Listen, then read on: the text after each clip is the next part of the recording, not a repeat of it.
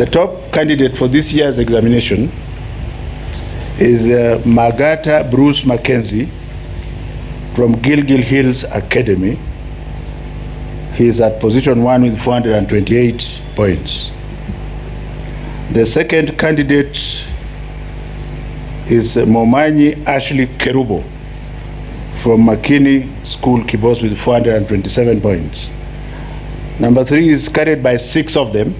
Kuoma Charity Bahoya Buyanzi, Holy Family Misihu Girls Primary School. The next is Mbogwa Sharon Wairimu Muteti, Emmanuel Academy. Number 5, which is also with 3 points, it's Muteti Chantel Ndinda, Kitengela International School. Another one is 426 is Stanley Otieno Mondi, Rofinfield Junior Secondary School. Number 7, also with the, which is basically number 3, Wekesa Naomi, White Star Academy.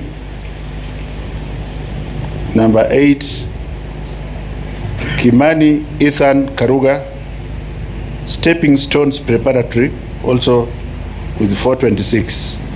Then the rest 4 are with 425. Njeru Joel Junior Musioka. Njeru Joel Junior Musioka, Nyagwa Primary School. Then Kirinya Murioki Victor, PCEA Mwimbi Boarding Primary School. Second last one, Diana Rose Natolo, First Beth Academy.